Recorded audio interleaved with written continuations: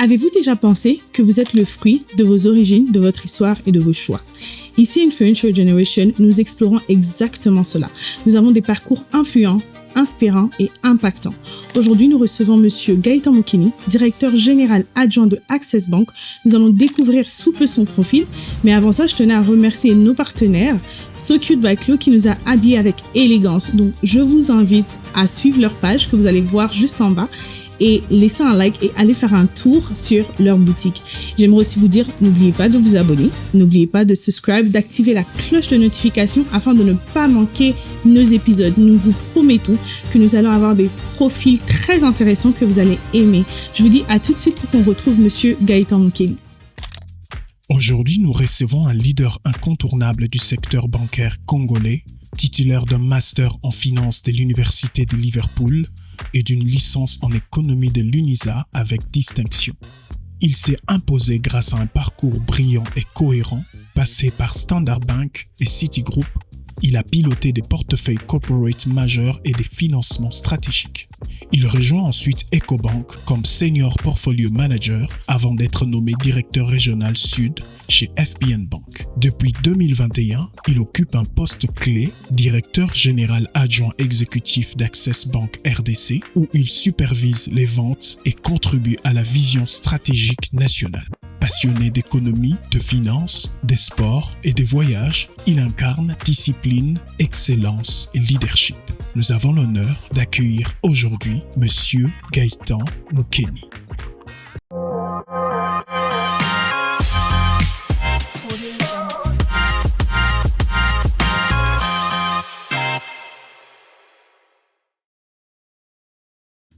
Rebonjour encore, comme je vous ai dit tout à l'heure, nous avons un profil de qualité. Avec moi aujourd'hui, j'ai Monsieur Gaëtan Moukeni, directeur général adjoint de Access Bank. Donc, nous allons le découvrir tout de suite. Bonjour Monsieur Gaëtan. Bonjour Belinda. Comment vous allez? Très bien, Ça merci. Oui. Et comment ça va à Kinshasa? Ça va. Kinshasa est une ville remplie de défis et donc on les relève tous les jours. Ah Ça va oui, très bien. Ah oui, parfait. Mais merci, vous êtes revenu hier vraiment pour cette émission. Oui. Je suis très contente Ouais. de vous recevoir aujourd'hui. Je pense que je vous l'ai dit plusieurs fois, mais je pense que je vais encore insister. Merci beaucoup pour votre temps. Vous êtes super occupé, mais vous avez trouvé du temps pour venir à Influential Generation. Plaisir. Et je suis sûre que les gens auront beaucoup de choses qu'ils vont retenir aujourd'hui. J'espère, c'est un plaisir. Ça me tenait vraiment à cœur de participer, donc c'est un plaisir. Merci. Donc, on va rentrer dans le vif de notre sujet aujourd'hui. Donc, aujourd'hui, on va découvrir Monsieur Gaëtan. Ok. On connaît Monsieur Gaëtan, le directeur général adjoint de Access Bank. Il y a certainement les gens vous connaissent comme un grand banquier. Ok. J'ai vu des articles qui disaient que l'Access Bank a fait un gros coup en prenant Monsieur Gaëtan, qui parlait de vraiment ce que vous avez eu à accomplir. Ok. Mais moi, je veux découvrir qui est Gaëtan. D'accord. Ok, vous avez grandi comment? C'était quoi l'atmosphère dans laquelle vous avez grandi? Une famille de combien? Quel genre d'enfant vous étiez? Ok. Alors, j'ai grandi dans une famille de 3. Ok. Donc nous sommes 3 et je crois que ça a aussi pas mal influencé mon regard au monde. Parce que nous étions effectivement une famille qui n'était pas beaucoup, donc on était 3 frères et sœurs, plus mes 2 parents, c'était 5. Ouais. Et donc le thème ou le concept de cocon familial, c'est une réalité pour moi. J'ai vraiment grandi dans une famille où on était vraiment un cocon. Mes meilleurs amis encore aujourd'hui, c'est mes frères et sœurs. J'ai une sœur aînée et un frère cadet. On est très proches. On se parle quasiment tous les jours. Donc ce concept de cocon familial est assez important, et puis ce concept de loyauté très loyal les uns sur les autres, ça c'est quelque chose que nos parents nous ont toujours dit. Vous êtes que 3. Il y avait ce que 3. Il y a pas une armée derrière vous. Chacun de vous a 2 à côté, et donc vous devez être très soudés, et donc on est très soudés. Donc je pense que un trait de caractère, puisque c'est de ça qu'on parle, de ma personnalité, cette loyauté est venue de là aussi, je pense. Important. Je pense. Alors mes parents sont des personnes qui c'est des bosseurs. Je grandis dans une famille de travailleurs, on n'était pas forcément nantis. Ok. Mais ce que j'ai retenu de mes parents, tous les deux sont encore en vie, et je remercie le ciel pour ça. C'est que c'était des travailleurs. C'est deux personnes qui se sont littéralement construits à la force de leur poignard. Et ça aussi, c'est quelque chose qui a caractérisé mon enfance, c'est on n'avait jamais rien pour rien. Tout ce qu'on a eu, on a dû le mériter. Parce qu'il fallait mériter tout ce qu'on avait, cadeaux, voyages qu'on pouvait. Voilà, il y avait rien pour rien, et c'était pas de la précarité, comprenez-moi bien, mais ce n'était pas, on roulait pas sur l'or. Je suis pas né avec une cuillère d'argent dans la bouche. Et donc mes parents mettaient vraiment un point d'honneur à nous dire qu'il y a rien pour rien dans la vie. Tout ce que vous allez avoir dans la vie, vous allez devoir aller le chercher. Et ça, je crois que c'est aussi, avec la loyauté, un de mes traits de caractère que je tiens, notamment de mon enfance. C'est très bien. Est-ce que ça vous a aidé à devenir l'homme que vous êtes aujourd'hui, tout ça? Oui, je pense fondamentalement, je pense qu'on est finalement le résultat de notre enfance, en bien ou en mal.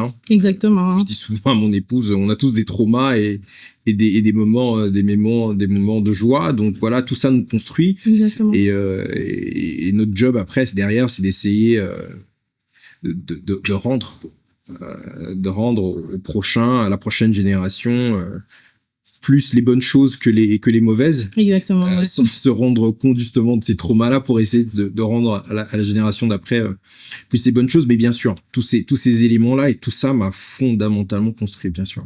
Et aujourd'hui, quelle est la leçon que vous avez apprise lorsque vous étiez jeune, qui vous accompagne jusqu'aujourd'hui? Alors c'est difficile à dire parce que j'ai appris quand même pas mal de choses quand j'étais jeune. Je dis encore une fois, je suis vraiment le produit de mon enfance. Mais je dirais, il y a le concept du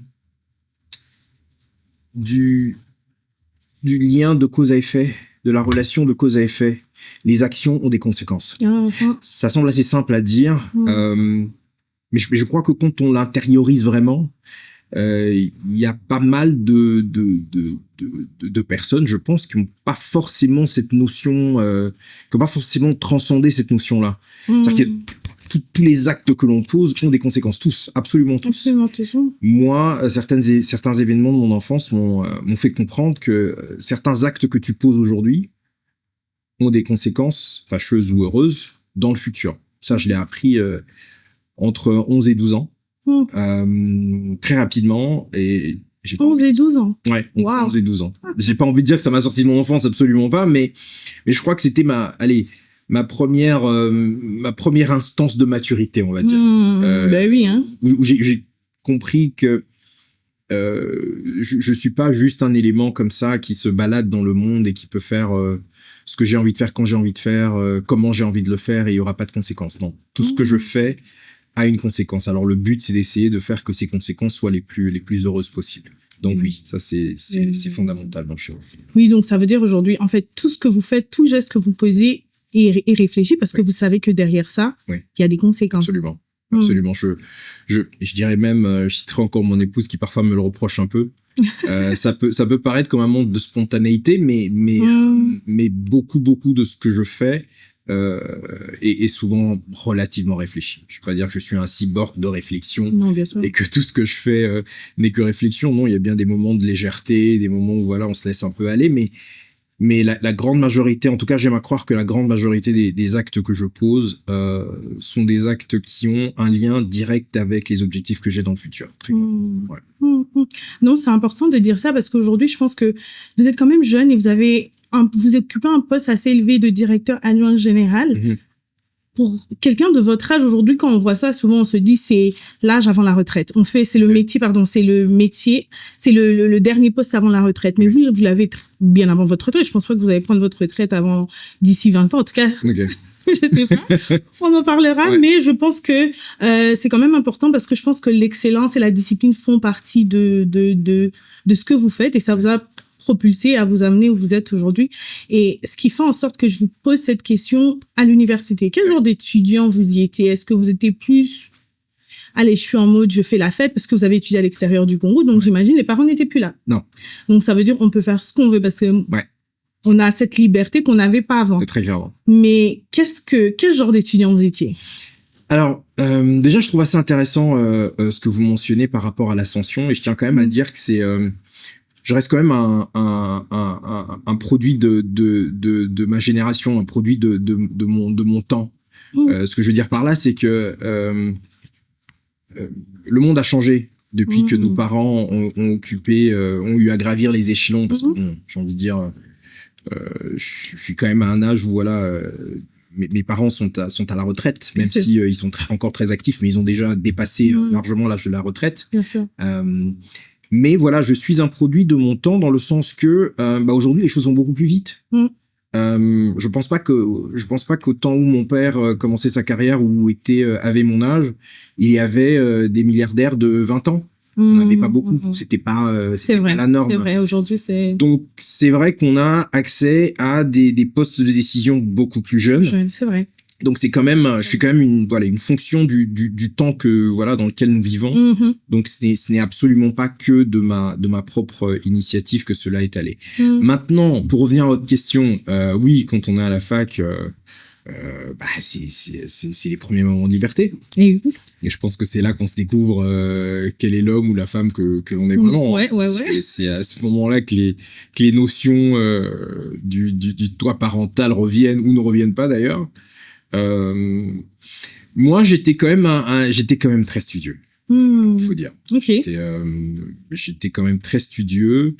Et encore une fois, je reviens à cette réalisation que j'avais à 11 et 12 ans. Ça avait un lien direct avec l'apprentissage et surtout avec l'école, avec les études. Parce que voilà, j'ai connu à 11 ou 12 ans, j'ai connu, si on veut dire, le premier échec de ma vie, c'est que j'ai redoublé de classe. Ah oui. Ouais, j'ai redoublé de classe quand j'avais 11-12 ans. Et il s'est passé beaucoup de choses en 11-12 ans. Ouais. Et donc voilà, c'était pour moi j'ai réalisé qu'en fait, tes actes ont des conséquences. En fait, t'as redoublé simplement parce que tu voulais faire le concours. La preuve, et le pire, c'est que c'est pas quelque chose que je réalise au moment où on m'annonce cette nouvelle. Je le réalise l'année d'après, l'année que je redouble, et je remarque qu'en fait, je brille. Mais je ne brille pas parce que je fais quelque chose d'exceptionnel. Je brille simplement parce que j'ai décidé de ne plus être un cancre. C'est une décision personnelle de me dire je vais arrêter d'être un cancre parce que j'ai pas envie que ça m'arrive encore. Et du jour au lendemain, je brille. Donc, je me rends à ce moment-là compte qu'en fait, c'est ta volonté personnelle qui t'emmène où tu veux aller. Et donc, j'ai envie de dire que c'est quelque chose qui m'a accompagné depuis. Et donc, à l'université, pour revenir à ça, j'étais plutôt studieux. J'ai fait la fête comme tous les étudiants, comme tous les jeunes. J'ai eu ma dose de boîte de nuit 4-5 fois par semaine, de retour très tard avec le cours 2 heures après, 2 heures de sommeil, et puis on va à la fac avec des yeux. J'ai eu ma dose de ça, mais j'ai toujours été très studieux. Vous avez fait la part des choses, oui, voilà. Exactement. J'ai toujours compris et considéré que j'étais là pour faire quelque chose d'important qui passait avant tout. Ça, c'est quelque chose qui ne m'a jamais quitté. Et je n'ai jamais envisagé un seul instant de pas ressortir de cette expérience sans ce que je recherchais, qui était clairement un diplôme. Après, tout le reste était annexe. Donc, j'étais plutôt un élève studieux. Et j'ai même envie de dire, vers la fin de ma carrière universitaire, plus du tout sorteur. Oui. On est fatigué. Ouais, voilà. Au bout d'un an et demi, 2 ans, c'était déjà assez. Et vers la fin de ma vie universitaire, j'étais vraiment ce qu'on appelle un rat de librairie, si vous voyez ça, voilà. J'étais dans ma librairie, dans mes livres. Important. Et voilà. Donc voilà, j'ai pu avoir le meilleur des deux mondes. Mais je pense que dans l'âme, j'ai toujours été aussi un peu le fils de mon père. Mon père est un académique, est professeur d'université.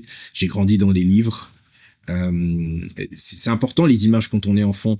Mon père avait 2 murs de livres quand j'étais enfant dans son bureau. Donc quand vous grandissez dans une ambiance où chaque fois que vous rentrez dans le bureau de votre père, vous avez 2 murs, littéralement 2 murs remplis de livres, je me suis toujours posé la question, mais est-ce que tous ces livres sont dans la tête de ce monsieur ? bien sûr qu'ils les sont pas, mais voilà, quand on est gamin, ça marque en fait. Et donc la lecture, l'apprentissage, le truc, j'ai pas envie de dire j'ai eu la chance, parce que c'est pas forcément une chance, j'ai envie de dire, ça a juste formé qui je suis. Et donc voilà, j'ai envie de dire que vers ma fin de ma vie universitaire, ça m'a rattrapé un peu.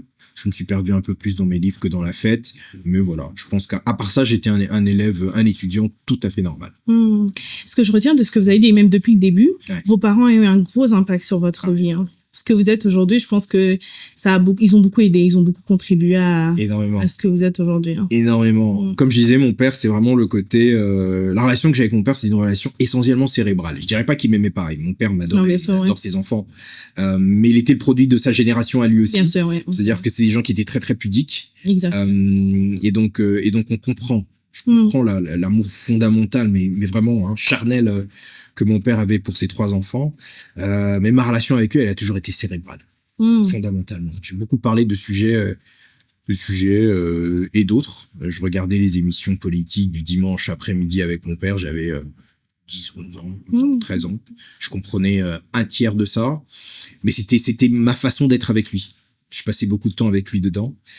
Et c'était le prisme du monde qu'il a voulu me transmettre. Pour lui, c'est un académique. Donc pour lui, c'est important de connaître des choses. C'est important de comprendre comment le monde fonctionne. Et la clé de ça, c'est les livres.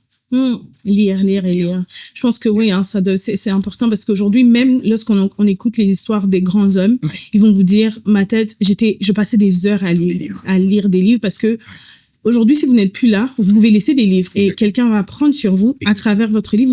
Là, on va passer peut-être 1 heure en train de discuter, mais sur votre livre, vous allez résumer pratiquement les 40 ans, 50, 60 ans de votre vie ou plus encore. Je vous souhaite une très longue vie d'ailleurs. Donc, non, c'est vrai que c'est important et je pense que c'est depuis qu'on est enfant parce que lorsqu'on n'a pas appris à vraiment lire lorsqu'on est enfant et qu'on devient adulte, on veut bien. Moi, aujourd'hui, j'essaye de lire un livre par mois, mais c'est difficile parce que quand j'étais enfant, j'aimais pas lire et on me laissait. C'est vrai. Non, c'est super important. Aujourd'hui, j'ai au moins une vingtaine de livres par an. Waouh. Et j'en ai. Avec toutes les occupations que vous avez, vous lisez au moins une.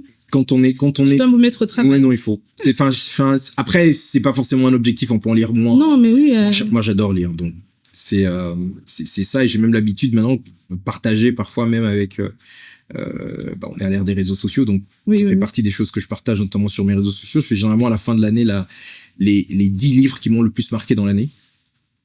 Et c'est sur des sujets divers et variés. Je peux lire autant sur la médecine que j'ai un livre qu'un de mes meilleurs amis m'a prêté, c'était sur l'astronomie. J'ai jamais lu. Ah, c'est pas que sur l'économie, sur les finances. Non, absolument pas. Sur la médecine, l'astronomie, l'économie, le développement personnel, la religion, la spiritualité.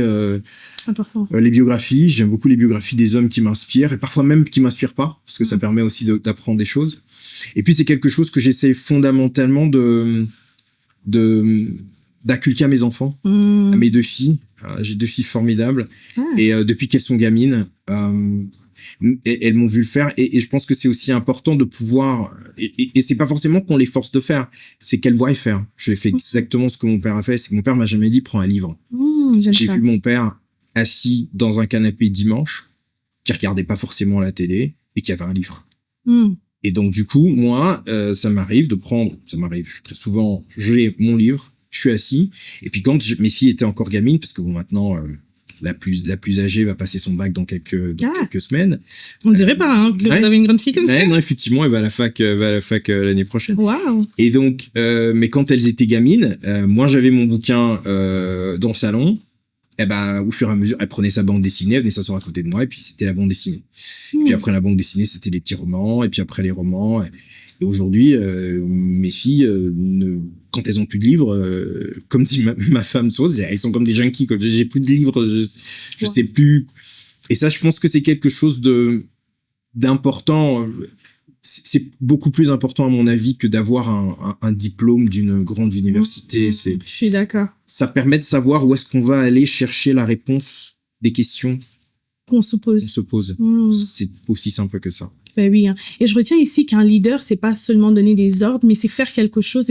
C'est poser des actions qui fait en sorte que les gens vous regardent et finalement ils savent copier, en fait. C'est pas juste fais ça, mais c'est que vous-même, vous faites ce que vous demandez aux autres de faire. Oui. Donc, c'est important. Vous avez très bien souligné ici que vos filles vous ont regardé le faire et c'est comme ça qu'aujourd'hui, elles le font. Vous les avez pas nécessairement obligées, mais aujourd'hui, ils le font. Et je pense que c'est important aussi pour les parents lorsqu'ils veulent que leurs enfants deviennent, peu importe le rêve qu'ils ont, mais de donner le modèle et pas seulement de dire, mais eux-mêmes aussi de poser les actions qui font que ça impacte les enfants et même pas seulement les enfants, parce qu'on parfois on peut être mentor de différentes personnes. Et aujourd'hui que vous dites ça, vous venez de me donner ce boost de allez, je vais retourner lire et avant la fin de l'année, je suis content.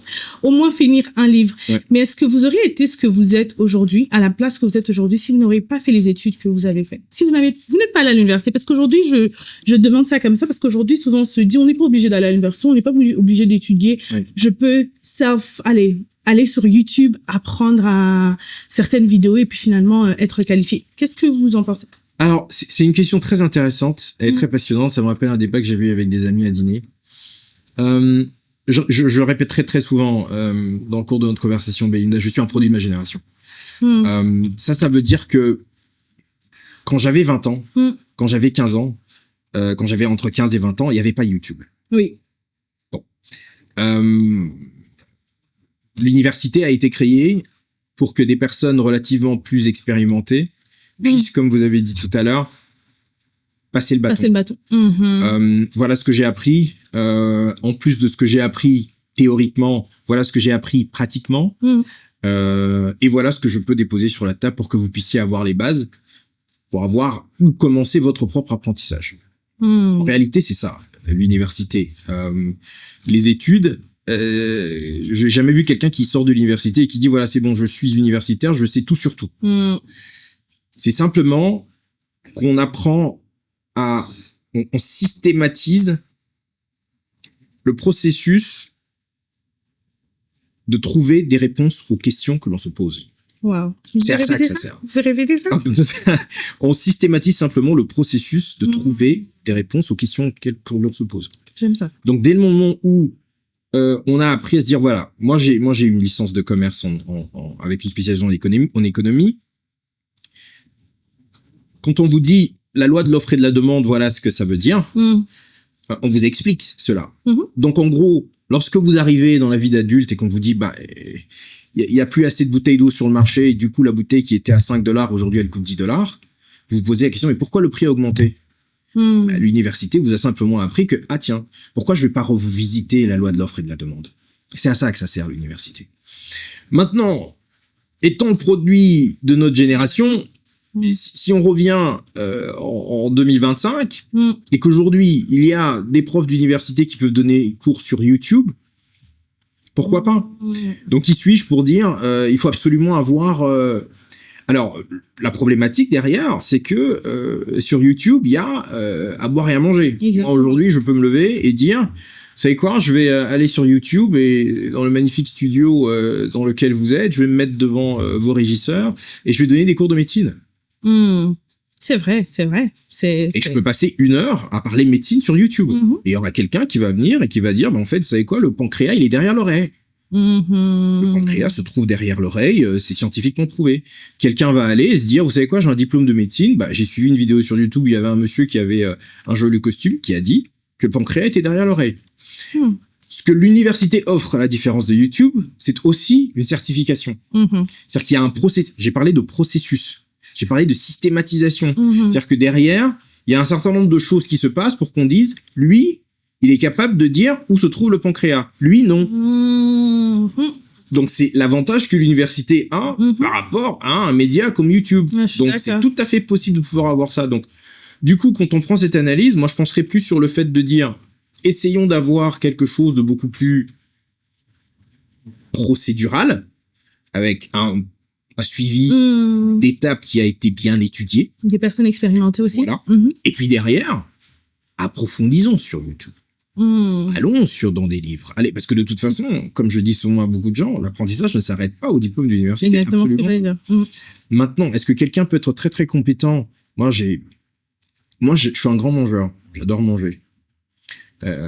Et c'est pas forcément toujours en accord avec mon médecin, mais j'aime manger. Et donc à un moment, je me suis dit, mais pourquoi t'aimes manger? Mais je sais pas cuire un œuf. Enfin, je veux dire, absolument, un jour, je me suis dit, allez, je vais aller sur YouTube et je vais essayer de griller, je crois que c'était des steaks de poulet. YouTube, dans la cuisine, Gaëtan, tac, tac, tac, tac. Je les ai cramés. Ah, bah oui. Je suis pas forcément bon dedans. La vidéo YouTube était peut-être pas aussi détaillée. J'ai absolument pas de compétences en cuisine. Il y a plein de choses qui peuvent faire en sorte que si je prenais les cours de cuisine, peut-être que le chef m'aurait dit, bon, avant de pouvoir prendre le steak de poulet et de le mettre dedans, tu dois d'abord comprendre la relation, par exemple, je sais pas moi, qui existe entre la température à 20 degrés, une cuisson à 20 degrés, une cuisson à 40 degrés. Il y a une théorie derrière tout ça que je n'ai pas vue. J'ai juste vu quelqu'un faire sur YouTube. Donc pour moi, c'est maintenant après la cuisine, c'est un hobby. Donc je peux me permettre d'aller l'apprendre sur YouTube. Mais lorsqu'on on essaye d'apprendre des compétences sociétales, vitales pour la société, je pense qu'il faut mettre un peu plus de procédure derrière. Je suis d'accord. Après, maintenant, tout le monde fera un petit peu se fera un peu un avis sur cela. Mais c'est un peu mon avis sur la question. Non, je suis d'accord. Je suis totalement d'accord. Aujourd'hui, directeur général adjoint de Access Bank. Vous arrivez certainement à Access Bank, il y avait des gens, peut-être qui étaient déjà là, qui peut-être s'attendaient à avoir ce poste, mais pour une raison ou une autre, ils ne l'ont pas nécessairement eu. Comment vous faites, en fait, pour finalement gravir les échelons et arriver là où vous êtes arrivé? Quel type de travail vous faites? Qu'est-ce qui vous rend différent?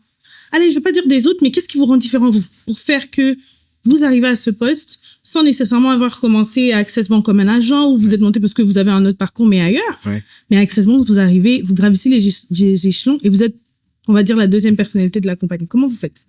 Donc, déjà, je pense que, je le dis très souvent, il y a absolument rien d'exceptionnel. Ok.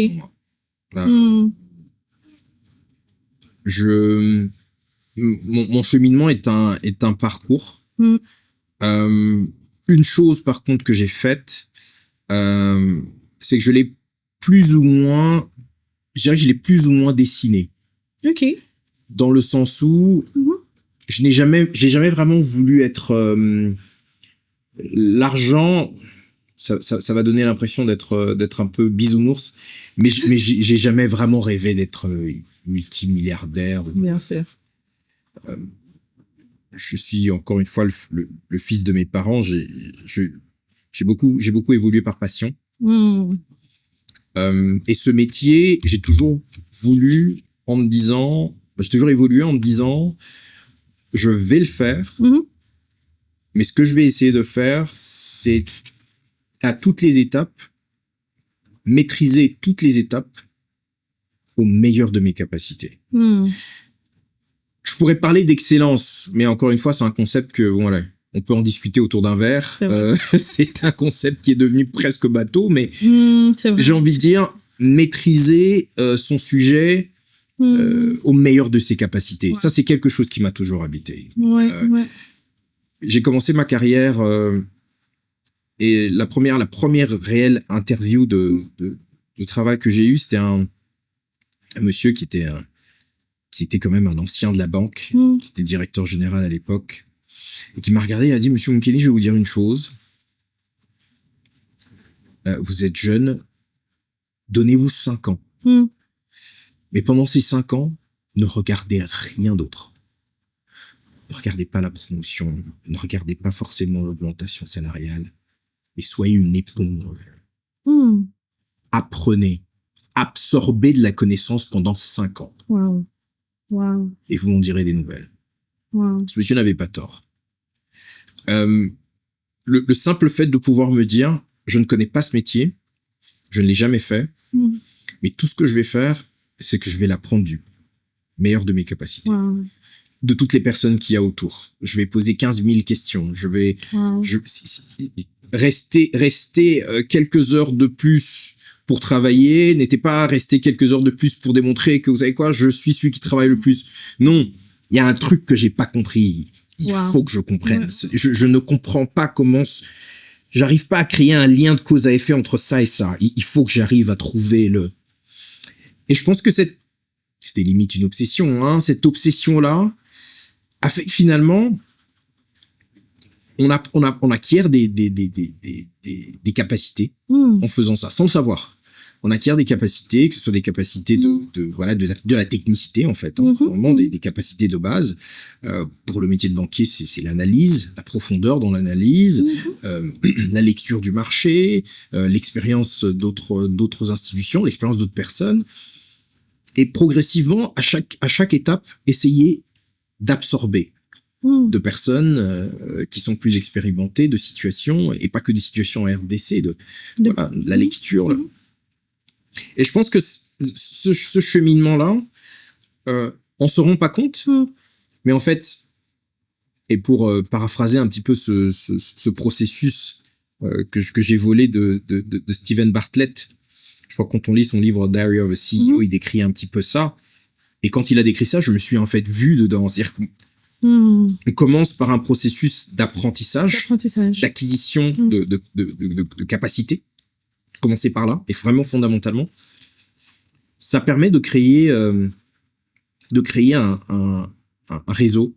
Parce que quand vous apprenez, vous allez voir un mentor qui vous recommande chez quelqu'un d'autre, vous avez des collègues desquels vous arrivez à apprendre, vous lisez des livres, vous faites des liens, vous créez un réseau. Oui. Et c'est ce réseau-là qui vous permet progressivement de saisir un certain nombre d'opportunités. Et ces opportunités-là vous permettent de créer une surface financière relativement confortable, où vous êtes un peu plus... C'est vrai. Et puis, progressivement, en continuant d'avancer, vous créez une réputation. Et là, c'est parti. Généralement, je vois pas mal de progressions qui se font sans forcément, j'ai pas envie de dire respecter, mais sans forcément suivre ces étapes. On peut très facilement brûler les étapes, vous savez, vous faire une réputation, surtout aujourd'hui, à l'heure de réseaux sociaux, c'est pas compliqué. Oui, important. Un post ici et là, je suis d'accord. Ou alors je dis quelque chose pour faire le buzz, j'ai une réputation déjà, mais toutes ces étapes n'ont pas été suivies. Et ce qui est beaucoup plus important dans ce cheminement que j'aime beaucoup, que j'ai lu, je crois, à peine l'année dernière, donc c'est vraiment pas quelque chose que j'invente, c'est qu'en fait, il dit,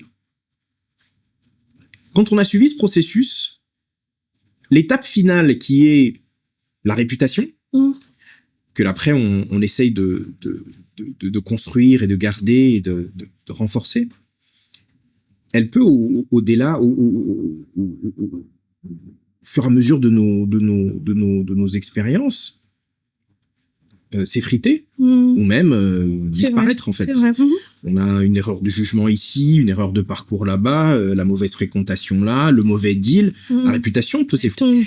Mais lorsque on a suivi ces étapes, on peut reconstruire cela. Important. Lorsque ces étapes ont été suivies, c'est-à-dire qu'on a les skills, qu'on a le réseau, qu'on a potentiellement la surface financière, on peut reconstruire potentiellement une réputation. Dans le domaine de prédilection ou pas d'ailleurs. Parce qu'encore une fois, personne n'est parfait. On n'est jamais à l'abri du mauvais coup, on n'est jamais à l'abri de... On sait jamais. Voilà, on sait jamais. Mais généralement, les réputations qui sont très très compliquées à reconstruire, c'est des réputations qui sont justement arrivées sans avoir construit tout ça. Wow. C'est-à-dire que quand vous arrivez à un moment où, voilà, j'ai fait le buzz sur Internet, c'est arrivé, et puis voilà, la réputation est ternie, mais derrière, en fait, ce qu'on se rend compte, c'est que il manque de la substance. Oui. Derrière. Oui.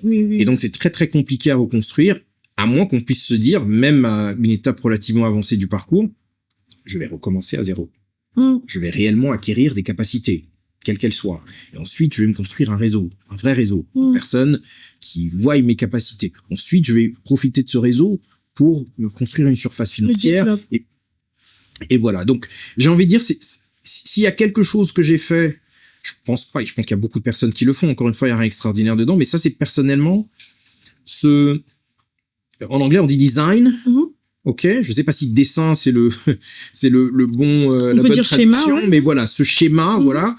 C'est ce schéma que je pense que j'ai construit pratiquement depuis le début de ma carrière.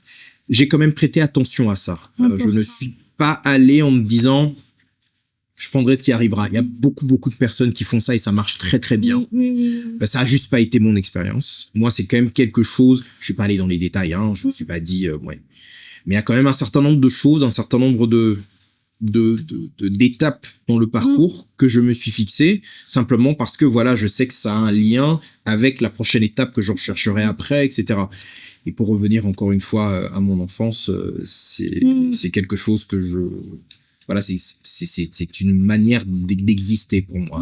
Non, bien sûr. J'ai juste suivi. Voilà. Non, bien sûr. Et ici, je retiens en fait que vous êtes le résultat de votre travail parce que vous avez dit quelque chose de capital pour dire mon rêve n'était pas nécessairement de devenir millionnaire, milliardaire, mais je voulais devenir meilleur. Ouais. Et en devenant meilleur, le reste suit en fait. Oui. Le reste, ça suit. Et vous connaissez l'argent. Vous savez, vous êtes financier, vous êtes banquier, donc vous savez un peu le principe de comment on peut. Allez, je dirais pas attirer l'argent, mais l'argent est aujourd'hui. C'est un outil. Oui. C'est un outil comme tous les autres. Je travaille, je me fais payer. Je travaille et vous n'avez pas la fixation sur ça, mais vous avez la fixation sur devenir la meilleure version de vous-même. Exactement. Et je pense que ça résume aussi le but de cette émission que je dis souvent que l'homme est le fruit de ses origines, son histoire et de ses choix. Excellent. Et en fait, c'est ce que vous avez fait de votre histoire, vos origines, d'où vous venez, votre famille. Excellent. Et des choix que vous avez eu à faire qui vous ont porté à être ce que vous êtes aujourd'hui.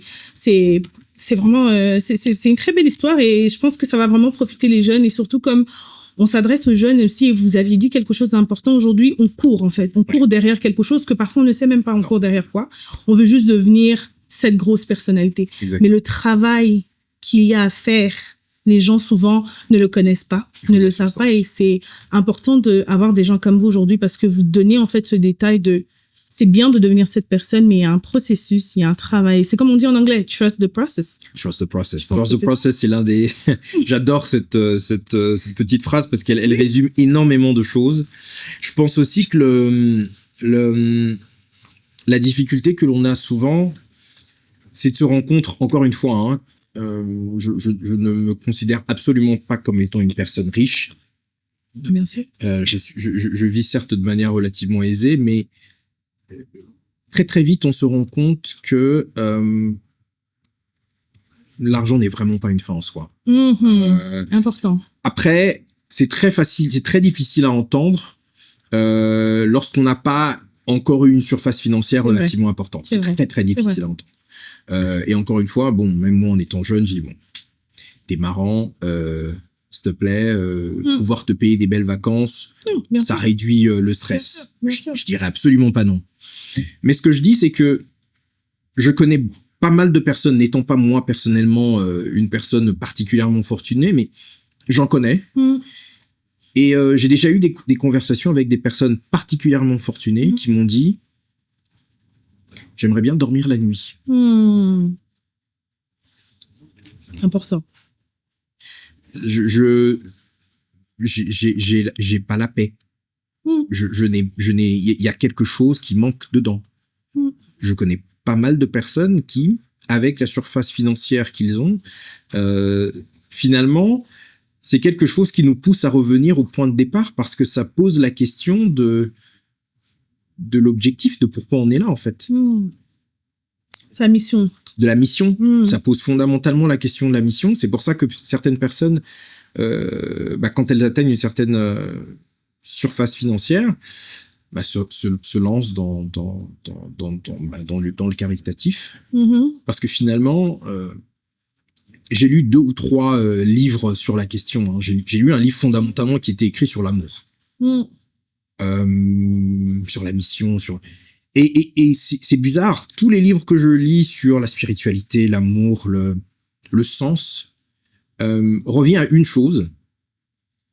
La seule chose qui fait réellement sens, c'est l'entraide. C'est la transmission, c'est l'aide à autrui. Nous sommes des animaux sociaux. Ce qui a fait que l'homme a dominé la nature, c'est le fait que nous vivons en meute.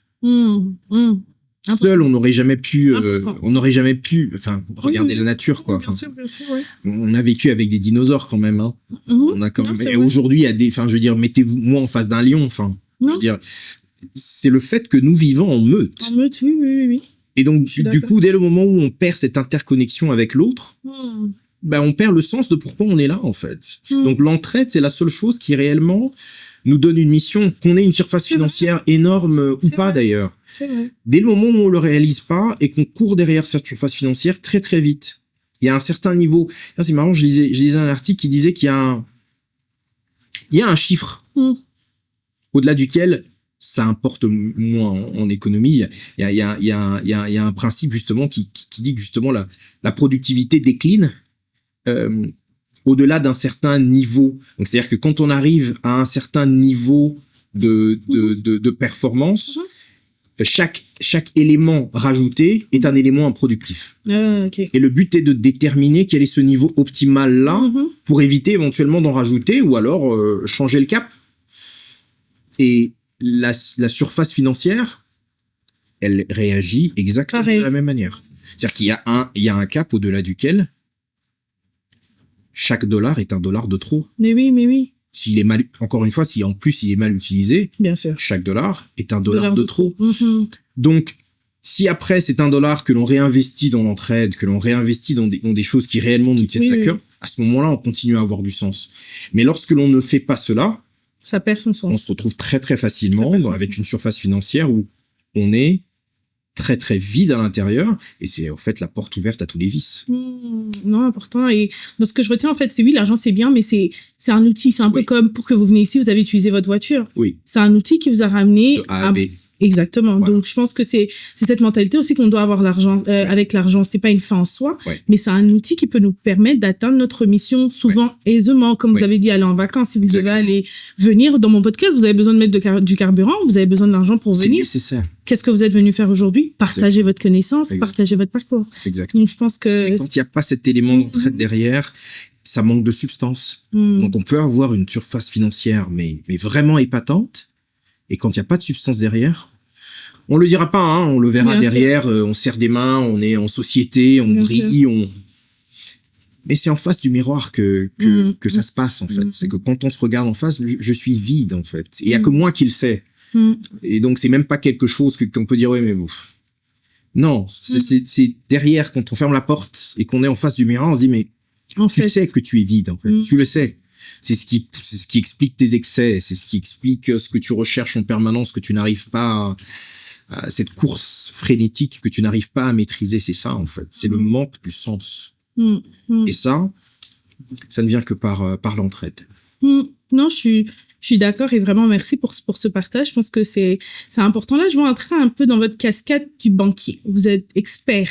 Hein, on va dire ça comme ça, vous êtes un peu expert. Et je veux dire, quand je dis expert, ça veut dire que vous avez de l'expérience, vous avez un parcours, vous avez plusieurs années, donc vous avez vu beaucoup de réalités. Aujourd'hui, moi je dis l'émission, c'est The Voice of the Generation, la voix de ces personnes qui aujourd'hui ne sont pas devant vous, mais c'est moi qui suis devant pour vous poser ces questions que parfois on entend. Je vais vous parler dans le contexte de l'Afrique où on dit souvent, on a l'impression, et ça c'est pas seulement en Afrique, c'est partout, que les banques sont les méchants. Les banques sont là pour nous voler, les banques, ils sont là pour nous mettre des gros intérêts. Mais en même temps, on oublie que la banque aussi, c'est une entreprise aussi, comme on va dire c'est une institution, mais un peu une entreprise comme toutes les autres entreprises qui doivent sécuriser aussi, qui doivent sécuriser leur entreprise. Et un de ses produits phares, c'est les crédits. On s'entend, un des produits phares des banques, c'est les crédits. Mais vous, en tant que credit risk expert, on va dire ça comme ça, comment vous pensez qu'on sécurise bien les crédits? Donc, quand je veux dire ça, c'est dans un contexte économique comme la RDC où on n'a pas de credit score comme dans certains pays. Je peux vous donner une adresse qui n'est pas la mienne. Je peux falsifier des papiers que finalement, c'est pas moi. Et je viens demander un certain prêt. Comment vous sécurisez, vous rassurez que la banque a fait une bonne affaire? Alors, très bonne question encore une fois, Belinda. Vous avez résumé là le casse-tête chinois que nous avons en tant qu'institution financière en fait. C'est extrêmement bien résumé. La difficulté que l'on a dans l'environnement qui est le nôtre, exactement, c'est d'essayer justement de réduire le plus possible l'incertitude. Comme je dis souvent, je suis banquier et j'ai l'habitude de dire personne n'est parfait, parce qu'encore une fois, comme vous avez dit, on est généralement les pères fouettards. Exactement. Mais nous, on vit pour le risque. Le risque, c'est fondamentalement ce pourquoi nous vivons. S'il n'y avait pas de risque, il n'y aurait pas de banque, il n'y aurait pas d'institution financière. Bien sûr. Ce que nous n'aimons pas, par contre, c'est l'incertitude. Et le problème, c'est qu'on vit dans un environnement qui est plus ou moins, j'ai envie de dire, ouvert à pas mal d'incertitudes. Il y en a pas mal à travers le monde. C'est pas un problème fondamentalement congolais. Mais voilà, ça fait partie de notre environnement. Et donc, ce qu'on essaye de faire, c'est réduire le plus possible cette incertitude. Vous avez parlé notamment de certains traits sociaux qui fait que c'est compliqué pour nous de nous retrouver. On fait au mieux. généralement, c'est pour ça que les sécurités généralement de nos crédits sont des sécurités qui tournent autour des actifs immobiliers. Ok. Malheureusement, cela laisse en dehors du secteur financier les personnes qui n'ont pas d'actifs immobiliers. C'est vrai. Donc, il nous faut pas mal d'ingéniosité, tous mes confrères de la corporation bancaire et moi-même, pour essayer de trouver les moyens de prêter de l'argent à ceux-là. Et j'ai même envie de dire que ce sont les parties qui ont le plus besoin Bien sûr, oui. de ces crédits-là. Et donc, on essaye de les aider par la restructuration de leur livre de compte. On regarde un petit peu leur niveau de vente. On essaye de regarder un petit peu du côté du stock. Il y a pas mal avec l'émergence du secteur des assurances, il y a maintenant pas mal d'outils qui nous permettent quand même de nous retrouver, de ne pas totalement perdre nos investissements au cas où l'incertitude serait plus important que la moyenne. Donc c'est un mix de ces éléments-là. Et là, bon, on parle essentiellement des PME. C'est un problème qui est, j'ai envie de dire, beaucoup plus continental que congolais.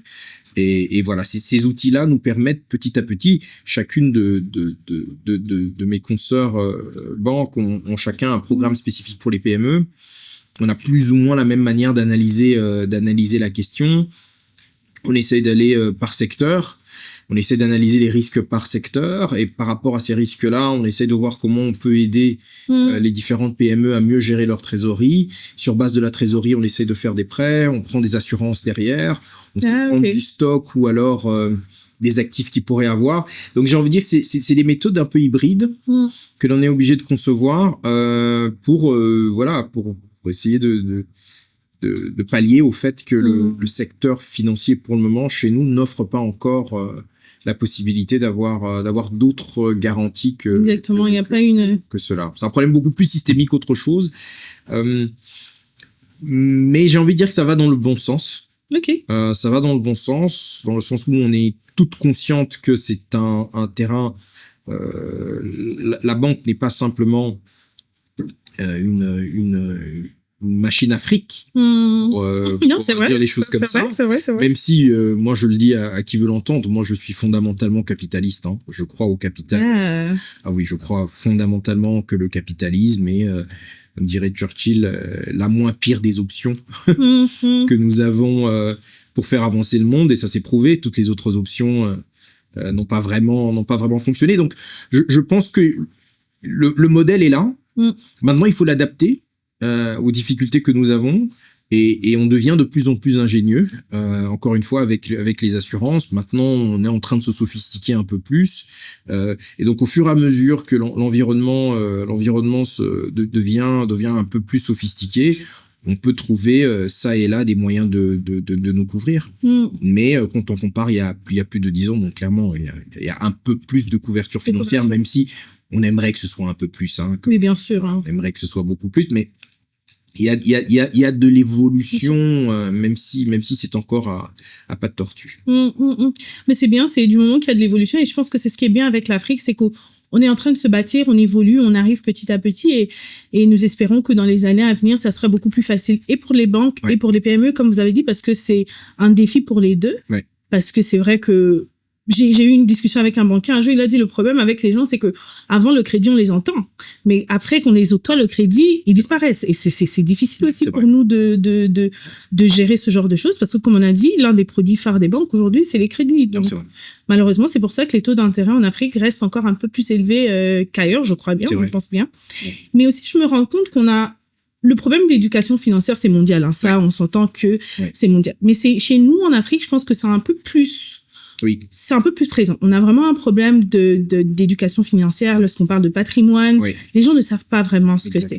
C'est ce qui fait qu'aujourd'hui, souvent, et je m'étais posé la question, je me suis dit un jour, je vis au Canada et je voyais, il y a des entreprises qui sont là depuis 1900 ou ça fait plus de 200, 300 ans. Je me suis posé la question, je me suis dit, mais chez nous, c'est difficile, je ne sais pas. Dites-moi si j'ai tort, mais je ne connais pas une entreprise congolaise qui a plus de 100 ans au Congo. Je sais pas, dites-moi si j'ai tort. Non, Belinda, c'est la raison pour laquelle je souris, c'est que c'est un sujet qui me passionne fondamentalement parce que c'était le sujet de ma thèse. lorsque j'ai fait mon master en finance, c'était ça. Ah oui. C'était fondamentalement la question que vous vous posez là. Et il y en a pas beaucoup. Non. Je crois que j'ai fait un peu le tour. Et je suis allé regarder au niveau de business, plus de business familial en fait, parce que finalement, bon, on n'a pas de corporation, voilà, on n'a pas de marché financier, on n'a pas de corporations qui sont cotées en bourse chez nous. Donc quelque part, si on voudrait avoir du générationnel, bah en fait c'est un business qui se serait passé de génération en génération. Oui. Et donc j'ai eu pas mal de discussions avec pas mal de cadors de notre secteur corporate. Et il s'avère effectivement qu'on n'en a pas beaucoup. Et vous n'avez pas totalement tort, parce que le problème est je dirais même limite culturel. Ok. Il y a un élément culturel qui est très important dedans, dans le sens où l'argent, je pense que l'argent est encore un peu trop tabou. Vous avez tout dit, ouais, très, très, très. L'argent est encore un peu trop tabou. Alors, ça peut être tabou, ça pourrait être tabou par décence, et je peux le comprendre, hein, par décence. Bon, on va pas parler de combien on gagne, mais dans l'éducation, et c'est la différence justement, c'est c'est le propre de la bourgeoisie justement. La bourgeoisie européenne fait en sorte que le minimum que la descendance doivent apprendre, c'est comment gérer le patrimoine familial. C'est important pour eux. Mais oui. Je lisais encore un article dernièrement sur la dynastie LVMH et comment le patriarche essaye de diviser un petit peu les actifs du groupe entre ses 4-5 enfants, je pense qu'il a. Et quand on regarde le parcours de ces enfants-là, ils ont été éduqués pour ça. C'est quelque chose qui a fait partie de leur éducation fondamentalement. Il y a une richesse à produire. Et vous devez non seulement de la produire, mais de la perpétuer. Exactement. De l'augmenter, de la perpétuer. Ça doit être générationnel. Et ça, c'est un problème, je pense, qui est un problème africain. Et j'ai même envie de dire d'autant plus africain que les Afro-Américains se plaignent de la même chose. Parce que quand on regarde les Afro-Américains, ils ont ce problème de richesse générationnelle. Alors, il y a tout un monde derrière la raison pour laquelle ils n'arrivent pas à le faire, et des réalités, bon, on parle de racisme systémique, etc. Mais il y a une réalité que, voilà, on a du mal à transmettre aux générations futures les outils de base pour déjà acquérir une certaine surface financière et ensuite la faire prospérer. C'est comme ça d'ailleurs que au niveau de nos PME, comme on l'a dit, au-delà du fait que nous avons des difficultés à essayer de nous garantir nos investissements, mais il y a un élément fondamental, c'est que les responsables et les promoteurs de ces PME ne sont simplement pas formés à la gestion. Ne sont simplement pas formés même pour perpétuer le capital dans lequel ils ont investi. Et parfois, on a des hommes d'affaires qui font du business depuis 20 ans. Moi, j'ai déjà eu à parler avec des hommes d'affaires qui font du business depuis 20 ans et qui ne font absolument pas la différence entre la trésorerie et le profit. Ah oui. C'est là. C'est de la trésorerie. Non, monsieur, c'est du profit, c'est de la trésorerie. On touche pas ça pour les... Non, c'est vrai. Non, ils font pas la différence. L'argent qui rentre, ça ressort. C'est vrai. Ça va. C'est vrai. C'est vraiment basique. Hein. Ça, c'est vraiment quelque chose de... Voilà, qu'on soit ingénieur, qu'on soit dès le moment où on a un business... Enfin, j'ai envie de dire, le PNL, c'est la base. On va pouvoir savoir, voilà, mais non, est-ce que ce business est rentable? Qu'est-ce qui le rend rentable? Qu'est-ce qui ne le rend pas rentable? On parle juste de... Et donc, aujourd'hui, on est dans une ville comme Kinshasa où partout où vous allez, nous sommes nous-mêmes dans une tour et il y a l'immobilier qui explose. Et quand vous allez demander à une personne peut-être qui a 3-4 investissements immobiliers, quel est le taux de rentabilité de ces investissements? Sur 10 personnes, je ne sais pas si vous en avez 2 qui vous disent, voilà, moi, mon taux de rentabilité sur mes investissements, il est de temps. Waouh. Et pourtant, l'immobilier, ça reste quand même l'investissement le plus lucratif. Mais oui. Pour la retraite, pour, voilà, je veux dire, c'est la première chose à laquelle on pense lorsque on a envie de partir en retraite ou de... Mais aujourd'hui, si vous demandez à des personnes qui ont dans la ville de Kinshasa aujourd'hui, je sais pas, moi, 3-4 millions de dollars d'investissement, puisque bon, voilà, un appartement, ça coûte à peu près la moitié de ça. Donc, dès que vous en avez 2, bah, vous avez déjà 1 million de dollars ou un peu plus de patrimoine. Mais demandez-lui le taux de rentabilité de cet investissement. Il se rapporte. Waouh. Waouh, Donc, c'est assez basique. Donc, on a beau avoir accès à la surface financière, si on n'a pas l'information de comment rentabiliser cette surface financière, on tourne en rond. On se rend pas compte au bout d'un moment, mais comment ça se fait que j'avais autant et du jour au lendemain j'ai plus rien. J'en ai plus rien. Mais oui. Ou alors comment ça se fait et c'est même peut-être même beaucoup plus effrayant encore. Tout perdre, on peut se dire bon voilà, j'ai tout perdu à cause de ça. Mais ce qui est plus effrayant encore, c'est que ça fait 10 ans que j'ai le même chiffre d'affaires et que j'ai l'impression que tout va bien. C'est vrai. Je suis dans une économie qui grandit à 7-8% l'an et moi j'ai le même chiffre d'affaires depuis 10 ans. Il y a un problème. Il y a des gens qui se rendent pas compte qu'il y a un problème. C'est dire oui, mais non, mais tout va bien. Ben, tous les mois, j'ai des entrées. J'arrive à payer mes factures, ça va. Mais comment tu vas léguer ce business au bout de 10 ans? Si tu as un business dans lequel tu as investi dans une économie qui grandit à 8% et que tu as 0% de croissance de chiffre d'affaires en 10 ans, tu as perdu de l'argent, monsieur. Bien sûr, énormément. Donc, je pense que c'est des choses que l'on doit commencer réellement à véhiculer. Ce n'a pas été le cas parce qu'encore une fois, il faut regarder d'où on vient. Ok, les premiers business réellement, fondamentalement, à capitaux congolais, ils ont été créés en quelle année? C'est vrai. Je pense que très peu de nos grands-parents avaient des business à eux. Donc j'ai envie de dire, c'est pratiquement nos parents. C'était pas la réalité, Non, c'était pas une réalité pour nos grands-parents. Parce que nos grands-parents, ils ont connu la colonisation. Bon, il y avait rien qui était à eux. Même les terres, bon, c'était limite. Donc nos parents ont été les premiers réellement congolais à détenir des business avec ce qu'ils avaient de connaissances de comment les gérer. Et comme je dis souvent à notre génération, nous sommes la génération des Congolais qui avions été les plus exposés à l'international. Donc, il y a un certain nombre de connaissances qu'il nous faut acquérir. Oui. Et il y a un certain nombre de choses, surtout pour nous, de notre génération, que l'on ne peut pas se permettre de ne pas connaître. C'est vrai, waouh. Surtout à l'heure des réseaux sociaux, surtout à l'heure des bouquins, surtout à l'heure de l'information tous azimuts. C'est vrai. Donc, nos grands-parents avaient une excuse. Nos parents, dans une certaine mesure, ils en avaient. Ils peuvent l'avoir, mais nous, non. Non, c'est vrai. Donc, si le grand test sera, est-ce que dans la génération de nos enfants, il y aura réellement des géants congolais?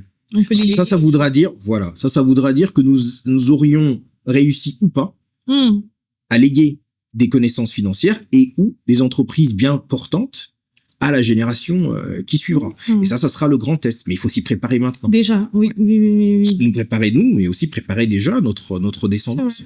C'est vrai. Je pense que comme vous avez dit, l'argent est un tabou. L'éducation financière est très, très, très importante. Je pense que même à l'extérieur, je pense que l'éducation financière reste toujours un problème où je me disais pourquoi qu'on le met même pas à l'école, déjà l'école secondaire, rajouter aussi l'éducation financière, trouver un moyen de le mettre, je sais pas, en mathématiques, en économie, mais c'est important parce qu'on est buté à ce problème. Lorsqu'on commence à avoir un salaire, on ne sait pas comment départager notre salaire, on ne sait pas comment faire, et finalement on tourne en rond. Et j'ai eu une discussion un jour avec une personne au Canada qui me disait, ce que j'ai remarqué avec vous les Africains très riches, c'est que vous êtes juste ils connaissent la bourgeoisie, ils savent c'est quoi manger, ils savent c'est quoi le caviar, ils connaissent tout ce qui est bourgeoisie, on connaît. Des bons côtés. Mais il dit tout ce qui est transmission, tout ce qui est comment pérenniser ce qu'on a. Il dit, je n'ai pas eu de discussion avec des personnes en Afrique, malheureusement, il a dit que tu sens que ça va être légué. Je pense que c'est un gros travail que notre génération a à faire. Déjà aussi se former financièrement, à prendre des formations. Comme vous avez dit, il y a beaucoup de livres, il y a beaucoup de choses qui peuvent aujourd'hui nous donner plus d'informations. Il y a des gens comme vous qui aujourd'hui, vous connaissez quand même comment ça fonctionne. Oui, je crois qu'il y a clairement un changement de paradigme qu'il faut avoir. Je veux vraiment pas nous blâmer tant que ça, mais ce que votre ami nous dit est très vrai. Je pense que nous, fondamentalement, et je parle encore une fois de nous tous ces Africains, on a un problème fondamental avec la théorie derrière la performance. J'ai une petite phrase que j'aime bien dire. J'appelle ça going back to school. C'est-à-dire que je pense fondamentalement, et encore une fois, ça revient au début de notre conversation, qu'il y a eu un lien de cause à effet Et donc, même par rapport à la réussite, je pense qu'il y a un minimum de théorie qu'on doit avoir par rapport à comment et pourquoi la performance que l'on a arrive. Quand votre ami vous dit qu'on est essentiellement focalisé sur le bon côté de la bourgeoisie, c'est de la performance. Oui. Parce que voilà, on est dans un restaurant, on sait ce que c'est que la fourchette de gauche, de droite, on sait se tenir à table. On est performant. Bien sûr. Mais personne s'est jamais vraiment posé la question, mais pourquoi est-ce que une fourchette de poisson n'a que 3 fourches, je sais pas, 4 ou 5? C'est vrai, hein? Dès le moment où on se pose pas, j'ai de l'argent, j'ai des biens, j'ai de l'immobilier, mais qu'est-ce qu'il y a derrière? Ça sert à quoi? Comment ça se gère? C'est généralement pas le genre de question qu'on a l'habitude de se poser. C'est la raison pour laquelle je lisais encore un article dernièrement qui disait, je crois que c'était un article ou un post sur Instagram qui disait, quand les Africains, on envoie nos enfants faire du sport, on les envoie faire du sport. Quand tu joues au basket, on te dit, ton but, c'est que tu vas aller en NBA.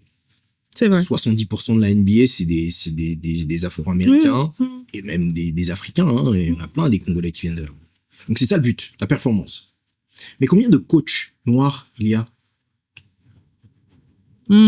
Pourquoi? Très bonne question. Le coach, c'est de la théorie. C'est le gars qui derrière se dit comment je vais faire pour que LeBron James, jusqu'à 40 ans, soit aussi performant que jusqu'à ses 20 ans. Wow. C'est le gars qui se dit, je vais le faire jouer dans tel système, je vais lui trouver tel diététicien, je vais lui faire tel entraînement, je vais m'assurer qu'il dort autant de minutes par jour. Il y a une théorie derrière la performance de ce monsieur. Et les personnes, et il n'y a pas qu'en NBA, dans toutes les plusieurs, monde, c'est pas énormément d'Africains. On a du mal à théoriser nos performances. On a du mal à se demander. Et le problème, justement, de pouvoir transmettre le business, c'est que justement, en tant que patriarche ou promoteur d'entreprise, vous devez pouvoir vous asseoir et vous dire, qu'est-ce qui a causé ma réussite? Comment est-ce que ça se fait que j'ai un business, et comme je l'ai dit tout à l'heure, ça fait 10 ans et il n'y a pas de croissance de chiffre d'affaires. Cause à effet. Une fois que vous arrivez, un lien de cause à effet, une fois que vous arrivez à avoir de la croissance, comment est-ce que j'ai pu obtenir cette croissance? Mon fils, ma fille, voilà comment on obtient de la croissance. Wow. Mais dès le moment où on théorise rien, et qu'on est dans la performance, et j'ai envie de dire qu'on peut retracer cette performance peut-être même jusqu'à l'âge de l'esclavage finalement. Hein. Wow. On peut rentrer dans ce débat-là encore une fois autour d'un verre, mais ça va très loin. Si on ne se remet pas en question de se dire, ok, nous avons été des outils de performance pendant quasiment toute notre histoire, aujourd'hui il est temps de pouvoir théoriser un certain nombre de choses, mais vraiment regarder ce qu'il y a derrière qui fait que on le fait. Il y a énormément d'Africains qui écrivent, il y a énormément de personnes qui connaissent ces théories-là. Et par rapport au nombre, par rapport à l'impact sur la société, ça reste réduit. Vraiment, je pense qu'on peut aller des heures sur ces discussions. C'est passionnant et moi aussi, j'en apprends et je pense que c'est vraiment, c'est important. Je vais quand même vous poser cette question. C'est vrai que je pense que je sais même pas on a fait combien de temps, mais je vais quand même vous la poser cette question. Avec tout ce qu'on vient de dire, c'est vrai qu'aujourd'hui, au Congo, on a beaucoup de banques. On a beaucoup de banques étrangères. Qu'est-ce qui fait qu'on n'a pas de banques? Enfin, je sais que vous n'avez peut-être pas tout nous dire, mais qu'est-ce qui fait quand même que le Congolais, au jour d'aujourd'hui, n'a pas de banque congolaise dans notre propre pays? Alors, c'est vrai que c'est une question qui se pose souvent. Il y a énormément de facteurs. Est-ce que c'est un problème de volonté? Je pense qu'il y a beaucoup de ça. Ok. Est-ce que c'est un problème de théorisation? Comme je disais tout à l'heure, il y a peut-être certains aspects de ça. Il y a aussi un élément important, c'est que pouvoir avoir une banque, aujourd'hui une banque congolaise, j'ai envie de dire, ne peut pas exister sans l'international. Ah, ok. Parce que voilà, nous sommes quand même dans une économie, et je pense que toutes les banques, quelque part, c'est essayer d'emmener une surface financière d'un point A vers un point B. Okay. Et généralement, nous sommes d'une économie où on importe ou on exporte, donc il y a quand même beaucoup de liens avec l'extérieur. L'extérieur, exactement. Donc, qu'est-ce qu'on entend par banque congolaise? C'est une banque dont les capitaux viennent de la RDC. Et voilà, on est dans un système, même si la Banque centrale du Congo fait un effort important sur ce point-là, mais on reste quand même dans une économie qui est dollarisée. On utilise quand même beaucoup le dollar américain en RDC. Ce qui fait qu'il y a aussi des considérations extérieures, parce que bon voilà, quand vous utilisez une monnaie qui est pas la vôtre, ça donne un droit de regard sur ce que vous en faites.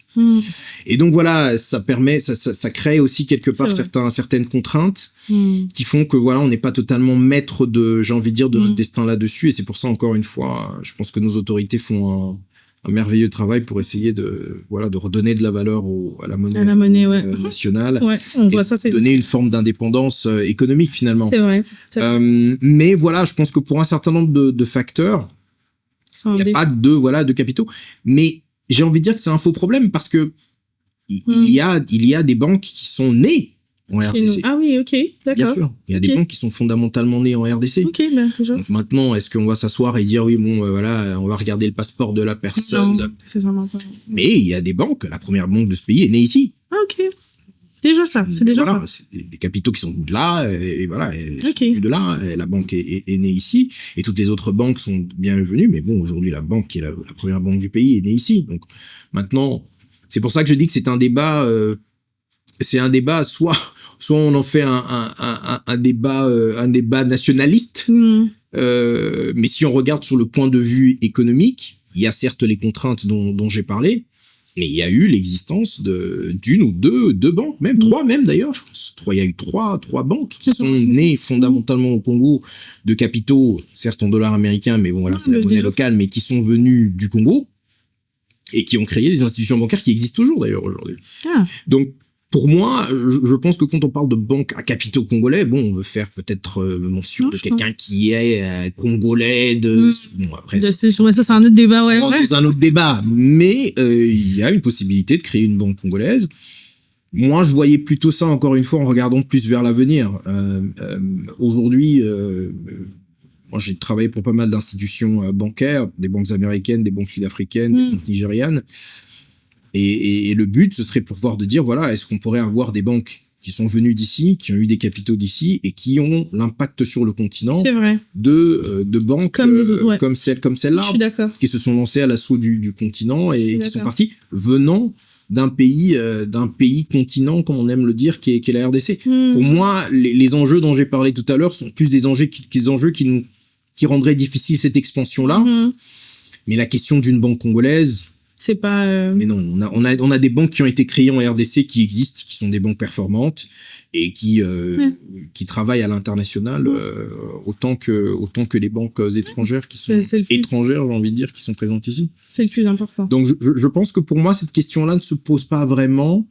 La question qui se pose encore une fois, c'est la taille de ces banques pour avoir un impact aussi bien sur la RDC qu'un impact sur le continent. C'est là qu'il faille se poser réellement une question d'un point de vue de ce point de vue-là. Oui, moi je pense que c'est exactement ça. Et pendant qu'on parle de l'extérieur, aujourd'hui, s'il y a un Congolais, vous avez été à Liverpool, je pense que je vais pas encore dire Londres, Liverpool. Vous avez décidé de revenir au Congo. Vous auriez pu faire carrière à Liverpool. Vous auriez pu évoluer là-bas dans un climat aussi, je peux dire, dans une atmosphère assez calme que de revenir chez nous. Il y a beaucoup de petites turbulences. Voilà. Mais vous avez choisi de revenir à la maison, je vais dire ça comme ça. Pourquoi vous avez fait ce choix? Alors, déjà, c'est vrai que j'ai un diplôme de l'université de Liverpool, mais je n'ai pas vécu à Liverpool. Ah, ok. Déjà. J'ai vécu à Johannesburg, parce que là, par contre, j'ai travaillé. Vous auriez pu rester à Johannesburg, C'était effectivement là-bas. D'ailleurs, je crois qu'au début de ma carrière, j'avais commencé à faire quelques recherches au niveau des banques qui permettaient éventuellement d'employer un étudiant étranger, voir les opportunités qu'il y avait. Bon, très vite, ça s'est compliqué, notamment par la situation administrative. Il me fallait un visa.